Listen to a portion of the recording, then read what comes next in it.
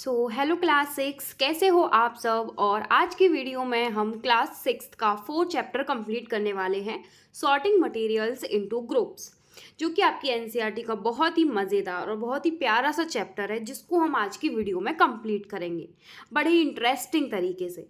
चलो वीडियो को स्टार्ट करते हैं। Objects around us. अच्छा, एक बात बताओ, हमारे आसपास बहुत सारे ऑब्जेक्ट्स होते हैं, आपको पता ही है। काफ़ी सारे मटेरियल्स होते हैं, like glass, compost, metal, paper, plastic, ठीक है, जैसा कि आप यहाँ पे देख पा रहे हो। अब हमको उनको एक जगह पे ग्रुप बनाने की ज़रूरत क्यों पड़ी। जैसे आपका चैप्टर का नाम है शॉर्टिंग मटेरियल इनटू ग्रुप्स, तो हमको उनका ग्रुप्स बनाने की ज़रूरत क्यों पड़ी। उससे पहले एक बात समझना बाकी है कि आखिर ये ऑब्जेक्ट बने किससे हैं। ठीक है, तो देखो, एक ऑब्जेक्ट जो होता है वो काफ़ी सारे मटेरियल से मिलके बना होता है। जैसे आपका कोई टेबल देख लो, जैसे आप टेबल पे पढ़ाई करते हो, तो आपका वो टेबल वुड का भी हो सकता है या फिर आपका वो टेबल प्लास्टिक का भी हो सकता है। अब जैसे आपके घर में कोई डाइनिंग टेबल लगा होगा, या फिर आपके जो लिविंग एरिया होता है उसमें जो गेस्ट आते हैं तो उनके लिए एक टेबल लगा होता है, तो वो ग्लास का भी हो सकता है, या फिर आपका किसी भी चीज़ का वो बना हुआ हो सकता है, वुड का भी बना हो सकता है डाइनिंग टेबल। तो इस तरीके से आपका एक जो ऑब्जेक्ट है वो काफ़ी सारे मटेरियल से मिलके बना हो सकता है, ठीक है, अलग अलग टाइप के। अब एक बात हो गई ये कि ये आपके डिफरेंट मटेरियल से मिलके बना हो सकता है। और एक और बात समझना बाकी है कि जो आपका एक मटेरियल होता है वो आपके काफ़ी सारे ऑब्जेक्ट बनाने में भी काम आता है, कि आपके वो डिफरेंट डिफरेंट ऑब्जेक्ट बनाने में भी काम आता है।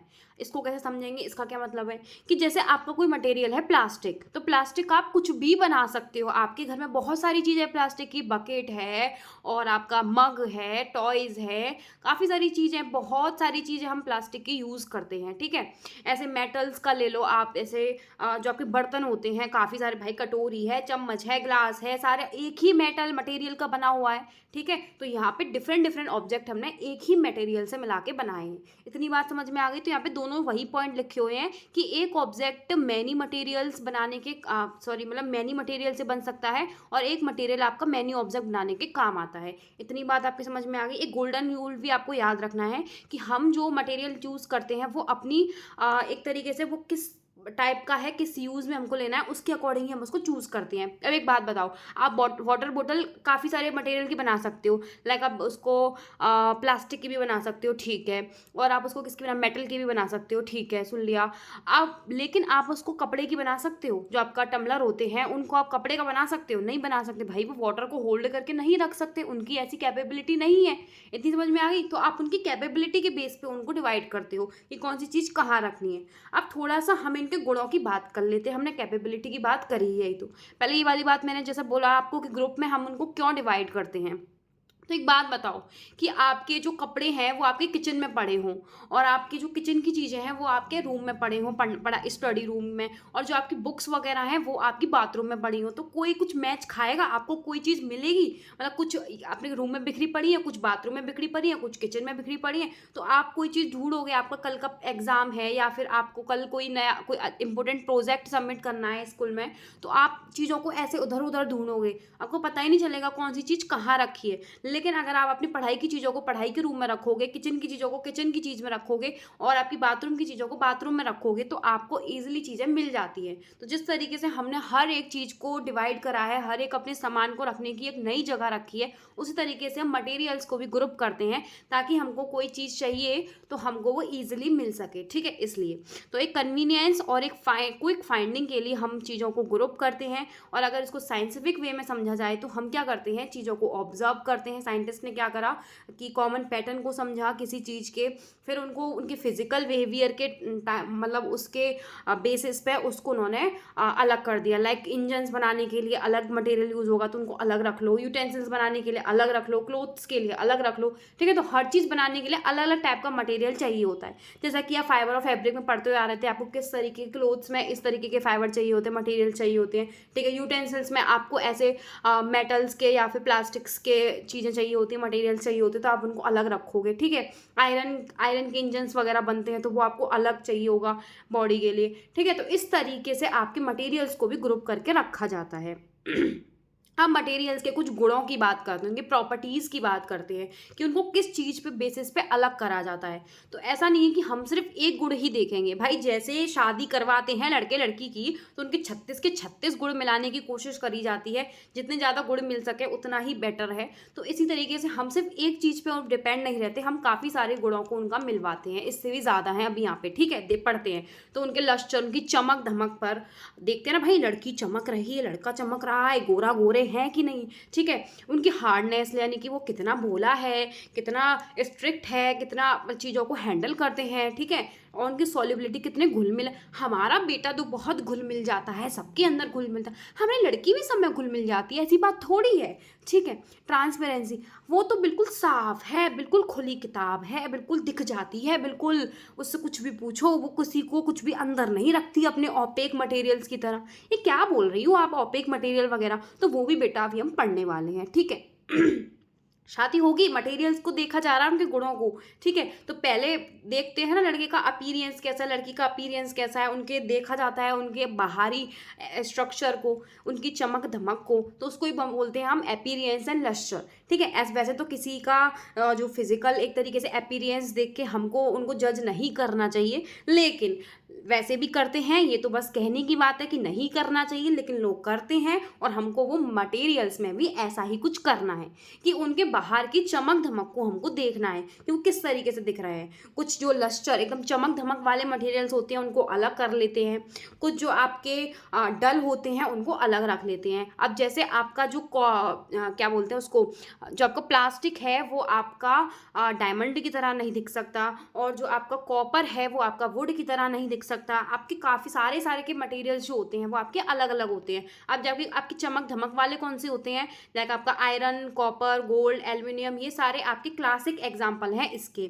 ठीक है, चमक धमक के। अब आपके वुड हो गया, पेपर हो गया, ये आपके क्या कहते हैं, उनको चमक धमक वाले नहीं है ज़्यादा, ठीक है। बट ऐसा थोड़ी है कि इनका कोई काम नहीं है। भाई लकड़ी का तुम्हारे घर में फर्नीचर है, तुम्हारी जो टेबल चेयर पे तुम बैठ के पढ़ रहे हो, सब कुछ बहुत कुछ लकड़ी का है तुम्हारे घर में, तुम्हारा बेड है, ठीक है। तो यहाँ पे लकड़ी का काम ऐसा थोड़ी है कि लकड़ी का काम ही नहीं है, तुम सिर्फ चमक धमक के पीछे भागोगे। बेटा दुनिया की चमक धमक एक लिमिट तक ही होती है, ऐसे ही इन मेटल्स की चमक धमक भी एक समय तक होती है। जैसे ही इन पे एयर और मॉइस्चर पड़ता है तो ये टाइम के साथ साथ ये भी डल पड़ने लगते हैं। तो बेटा चमक के पीछे मत भागो, जो आपके लिए कैपेबल है, जो आपके लिए अच्छा है, उसी चीज़ को पकड़ो, ठीक है। समझ में आ गई मेरी बात। एक दिन तो ये खूबसूरती ढल जानी है, 4 दिन की चांदनी है, ठीक है। तो चलो, गोरा रंग तो 2 दिन में ढल जाएगा। अब आते हैं हार्डनेस पे, देखो कि उसके अंदर कितनी सॉफ्टनेस है, उसके अंदर कितनी हार्डनेस है। बेटा भले ही कहते हैं कि पत्थर दिल लोग बेकार होते हैं, लेकिन ऐसा नहीं है। देखो अगर तुम हार्ड नहीं होगे, अंदर से कठोर नहीं होगे, तो तुम कैसे मुश्किलों का सामना कर पाओगे। देखो वैसे तो जो इंसान कठोर, हार्ड, पक्के दिल के होते हैं, उन्होंने बहुत लाइफ में कुछ स्ट्रगल सहा हुआ, तभी वो इतना कठोर बन चुके हैं अपनी लाइफ में, ठीक है। अब उनको कोई भी उनका कुछ भी बाल भी बांका नहीं कर सकता, उनको वो चाहे कितना भी कंप्रेस करे, कितना भी स्क्रैच करे, उनका कुछ भी वो नहीं बिगाड़ पाएगा। इतनी बात समझ में आ गई। और जो सॉफ्ट लोग होते हैं वो अभी बहुत मासूम है, बहुत ही ज़्यादा कुची पूची हैं, तो उनको ईजिली वो क्या कर देते हैं लोग, उनको कंप्रेस दबाव डालने की कोशिश करते हैं, स्क्रैच कर देंगे, उनको तोड़ देंगे, मरोड़ देंगे, ख़त्म कर देंगे उनका बिल्कुल वजूद। बस इतनी फिलॉसफी क्यों झाड़ रही हो आप चैप्टर में। तो बेटा हम मटेरियल्स की बात कर रहे थे। तो मटेरियल्स में आपका देखा जाता है कि स्क्रैच करके, कंप्रेशन करके, कि आपका सॉफ्ट मटेरियल कौन से होते हैं, हार्ड मटेरियल कौन से होते हैं। सॉफ्ट मटेरियल जिनको हम ईजिली कंप्रेस कर सकते हैं, स्क्रैच कर सकते हैं। अब आपका जैसे कॉटन हो गया, स्पॉन्ज, बर्तन धोने वाला जो आपका एकदम जूना वूना होता है, उसको एकदम बढ़िया तरीके से कंप्रेस करके बर्तन साफ अच्छे हो जाते हैं। कैंडल की वैक्स आप देख सकते हो। हार्ड मटेरियल जैसे आपका डिफिकल्ट होता है, इनको कंप्रेस करना, इन पर दबाव डालना, इनको स्क्रैच करना, तो यहाँ पे आपका ये आयरन हो गया, और आपका ये क्या है, ब्लॉक, डायमंड, स्टोन, इस तरीके से आपका ये हार्ड मटेरियल्स होते हैं जो कि आपके कंप्रेस नहीं किए जा सकते। इतनी बात समझ में आ गई। कट नहीं करा जा सकता इनको ईजिली, ठीक है। करे जा सकते हैं, एक हाई मेल्टिंग पॉइंट पे जाके करे जा सकते हैं, लेकिन ऐसे ईजिली नहीं कर सकते तुम उनको, ठीक है। पक्के दिल वाला भी कभी ना कभी पिघल ही जाता है, ठीक है। चलो, सॉलिड, सॉलिबिलिटी, मैटर, और कुछ सॉलिबिलिटी के बेसिस पे हम देखते हैं। लिक्विड और सॉलिड को हमने अलग अलग रखा है अपनी पीपीटी में, ठीक है। अब देखो कौन कितना घुल मिल रहा है। हमारा लड़का बहुत घुल मिल जाता है सब में, हमारी लड़की बहुत घुल मिल जाती है। जैसे इंट्रोवर्ट है, कोई एक्सट्रोवर्ट होता है, तो जो इंट्रोवर्ट होते हैं वो जल्दी लोगों से नहीं घुल मिल पाते। ऐसे ही कुछ एक्सट्रोवर्ट होते हैं जो बहुत जल्दी घुल मिल जाते हैं। ऐसे ही यहाँ पे है, जो आपकी सॉल्ट है वो बहुत ज़्यादा एक्सट्रोवर्ट है, वो एकदम से कंप्लीटली डिसअपियर हो जाता है लोगों में जाके कि हाँ मैं तो बहुत मज़े कर रहा हूँ, ठीक है, तो वो एकदम सॉल्यूबल होता है। सैंड जो होती है वो आपकी चॉक पाउडर हो गया, या फिर आपका जो बारूद हो गया, लकड़ी का जो बारूद होता है, आपने देखा होगा फर्नीचर वगैरह चढ़ता है तो काफ़ी सारा बारूद घर में फैल जाता है मशीन के थ्रू। तो यहाँ पे आपका ये तीनों जो होते हैं वो काफ़ी इंट्रोवर्ट टाइप है, जो कि इनसॉल्यूबल होते हैं। आपके समझ में आ गई मेरी बात? तो ये घुल मिल नहीं पाते ज़्यादा। अब आपकी बात करते हैं लिक्विड के बेस पे कि लिक्विड लिक्विड एक दूसरे में कैसा बिहेवियर शो करते हैं मिक्स होने पे। तो कुछ आपके सॉल्युबल लिक्विड्स होते हैं, कुछ आपके इनसॉल्युबल होते हैं। आपने देखा होगा आपके सब्जी में, आपने देखा होगा आपका ऑयल डालते हैं, घी डालते हैं, ये आपका ऊपर ही ऊपर तैरता है कभी कभी, तो बहुत ज़्यादा देखा होगा आपने। तो मस्टर्ड ऑयल हो गया, कोकोनट हो गया, कैरोसिन हो गया, ये सारे आपके मिक्स नहीं होते। इनकी जो लेयर होती है वो ऊपर ही ऊपर आपकी तैरती रहती है। कभी पानी में ऑयल की बूंद डाल के देखो, वो ऊपर ही तैरती रहेगी उसकी, ठीक है। तो इस तरीके से ये कुछ लिक्विड्स होते हैं जो कि सेपरेट लेयर बना के रखते हैं। अब कुछ आपके लिक्विड्स होते हैं जो कंप्लीटली मिक्स हो जाते हैं। आहा, लेमन जूस पीने का मन कर रहा है, लेमन जूस आपका डालोगे एकदम लेमन उसमें मिक्स हो जाएगा वाटर में। विनेगर आपका, अल्कोहल, आहा लोग पीते हैं ना अल्कोहल में पानी मिला मिला के, तो भाई वो सॉल्यूबल है उसमें बिल्कुल, ठीक है। तो यहाँ पे आपकी डिफरेंट बाउंड्री शो नहीं करते, ये आपकी एकदम यूनिफॉर्मली आपका सब पूरे में घुल मिल जाते हैं। तो ये हो गया लिक्विड की बात। अब कुछ बात करते हैं हमारा हाँ फ्लोटिंग की और श्रिंक की, यानी कि कौन चीज़ पानी पे ऊपर फ्लोट कर रही है और कौन नीचे डूब गई। बिल्कुल गई भैंस पानी में वाली बात है, ठीक है। जो पानी से हल्की हैं वो ऊपर आपके वाटर सरफेस पे फ्लोट करेंगी, और अब जो आपकी थोड़ी सी बाहरी हैं वो आपकी सिंक कर जाएगा। सिक्का फेंकोगे पानी में, बहुत फेंकाई यमुना जी देखी और सीधा सिक्का उछाल के फेंक दिया, भाई नीचे सारे के सारे बॉटम में गए, ठीक है। तो वो एकदम वहाँ पे क्या कर जाते हैं, सिंक कर जाते हैं। और जो आपके फ्लोट करते हैं, लाइक आपने कोई कागज़ वगैरह डाल दिया उसमें, तो ऊपर वो फ्लोट करता है, क्या करता है, फ्लोट करता है। तो जो फ्लोट करते हैं, ड्राई लीव्स हो गए, वुड पीसेस हो गए, thermocol paper, drop of oil, oil की ड्रॉप भी तो हमने देखा अभी वो क्या कर रही थी, फ्लोट कर रही थी। तो ये आपकी क्या कर रहा है, फ्लोटिंग ऑब्जेक्ट है। और जो नीचे दब गए वो हैं आपके जैसे बाहरी ऑब्जेक्ट, जैसे आयरन नेल हो गए, स्टोन पत्थर हो गया, कॉइन हो गए, कीज हो गए, ये सब आपके क्या है, नीचे चले गए, ठीक है। इनसॉल्यूबल, अब आपका एक और बात है कि आप क्या सोचते हो कि जो इनसॉल्यूबल है वो कभी भी सिंक नहीं करेंगे, मतलब नीचे नहीं जाएंगे, ऐसा नहीं होता है। अब एक बात बताओ, जब आप सैंड डालते हो तो सैंड वाटर के साथ इनसॉल्यूबल है, लेकिन वो नीचे चली जाती है ना,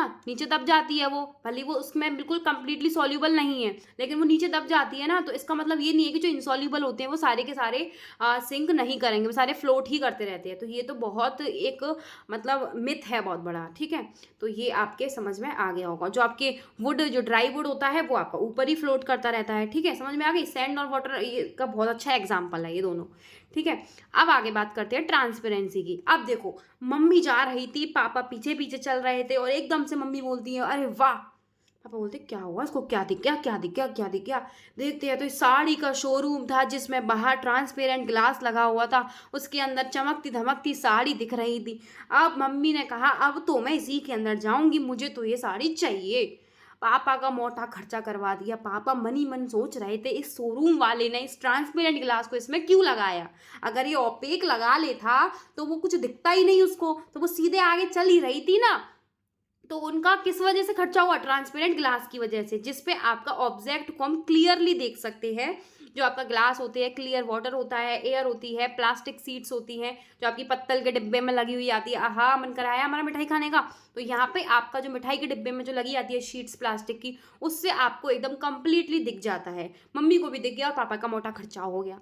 अगर देखो वो ओपेक होता, लाइक आपका घर का दरवाजा, बाथरूम का दरवाजा, उसके आर पार तुम नहीं देख सकते भाई, दिखवाना भी नहीं है, ठीक है। जो वुडन डोर होता है, कार्डबोर्ड का बॉक्स होता है, मेटल की प्लेट होती है, उसके आर पार तुम नहीं देख सकते। अब क्या कोई ऐसी चीज़ भी होती है जो इनके बीच की हो, ना तो उसमें सब कुछ दिखे और ना उसमें बिल्कुल कंप्लीटली ब्लॉक हो, थोड़ा ब्लरी ब्लरी सा दिखे, तो वो होता है आपका ट्रांसलूसेंट। सब कुछ है, सब कुछ है दुनिया में। तो ऑब्जेक्ट जो है वो आपका क्लियरली नहीं दिखता, लेकिन ब्लरी व्यू आपको दिख जाता है। जैसे ऑयल्ड पेपर आपका देखा होगा कि एक फ़िल्टर पेपर कुछ आता है, ऑयल पेपर, जिस पे अगर पेपर पे कोई ऑयल लगा दोगे तो वहाँ से एकदम थोड़ा ब्लरी ब्लरी आपको दिखेगा, ठीक है। फ्रॉस्टेड ग्लास जो आपके लगे रहते हैं विंडोज़ वगैरह में, बटर पेपर से आपको एकदम थोड़ा ब्लरी ब्लरी सा सरफेस आपको दिखता है, ठीक है। इतना बात समझ में आ गई आपको मेरी। चलो, ये ट्रांसपेरेंसी के बेस पे था। अब मटेरियल्स को हमने सेलेक्ट उनकी यूटिलिटी पे करा। लाइक आप टम्बलर जो बनाओगे, मैंने बताया कि आप ग्लास का बना सकते हो, मेटल का बना सकते हो, प्लास्टिक का भी बना सकते हो।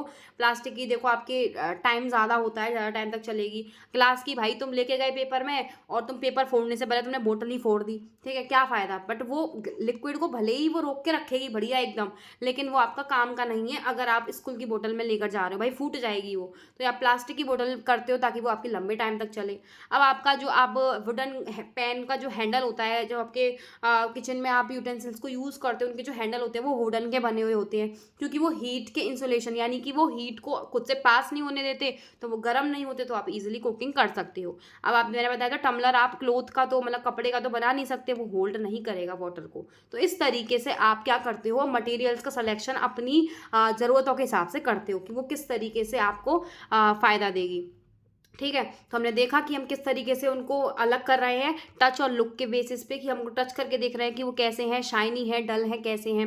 उनको प्रेस और स्ट्रेस, उनकी हार्डनेस को देख कर कि वो सॉफ्ट है कि हार्ड है, या फिर उनमें वाटर टेस्ट करके कि वाटर टेस्ट किस तरीके से कि वो फ्लोट कर रहे हैं या फिर सिंक कर रहे हैं। अब आपके कुछ लाइट टेस्ट, या लाइट टेस्ट ऐसा हल्का वाला लाइट नहीं है, ये लाइट डाल के जो आपने देखा भी कि यहाँ पे आपका वो लाइट पास होने देता है, तभी तो यहाँ पे आपके ऑब्जेक्ट क्लियरली दिख रहे हैं। तो आपकी लाइट के बेस पे कि ट्रांसपेरेंसी लेवल कितना है, कि ट्रांसपेरेंट है, ट्रांसलूसेंट है, या फिर ओपेक है। तो इस तरीके से हम मटेरियल्स की सॉर्टिंग करते हैं। इतनी बात समझ में आ गई। अब लास्ट है आपका बायोवेव्स का कुछ रैपिड फायर, देखते कि आपको समझ में आया ही या फिर नहीं। क्या आपकी शुगर है वो सॉल्युबल होती है वाटर में? यस, हो जाती है, कंप्लीटली हो जाती है। चाय पी है हमने, नींबू पानी पीते हैं, मस्त मस्त चाय, उसके साथ एकदम चीनी घुल मिल जाती है, तो ये आपकी सॉल्युबल होती है। मस्टर्ड ऑयल, ऑयल मैंने जैसे कि बताया ऊपर ही फ्लोट करता रह जाता है, तो इनसॉल्युबल होती है वाटर में, ठीक है। अब आपकी जो पेन के हैंडल्स होते हैं वो आपके प्लास्टिक या वुड के क्यों होते हैं? मैंने बताया अभी कि वो इंसुलेटर होते हैं आपके। वो क्या होते हैं, पुअर कंडक्टर होने की वजह से वो आपकी हीट को पास नहीं होने देते, इसकी वजह से वो गर्म नहीं हो, तो वो आपका कुकिंग करने में ईजी होता है आपको, ठीक है। हीट इंसुलेटर्स होते हैं। अब आपकी बात करें ऑयल पेपर की, तो ऑयल पेपर जो होता है वो आपका ट्रांसलूसेंट होता है। तो ये आपका सही है कि ऑयल पेपर में आपको ब्लरी इमेज दिखाई देने को मिलती है, ना तो आपको क्लियर दिखेगा, ना आपको बिल्कुल कंप्लीटली ओपेक जैसा दिखेगा, उसमें आपको ब्लरी इमेज देखने को मिलेगी, तो वो होता है आपका ट्रांसलूसेंट। और यहाँ पे आपका ये चैप्टर खत्म होता है। आई होप आपको ये चैप्टर समझ में आया होगा। अगर आपको कोई चैप्टर में दिक्कत है तो आप कमेंट बॉक्स में पूछ सकते हो। Keep learning, keep waving.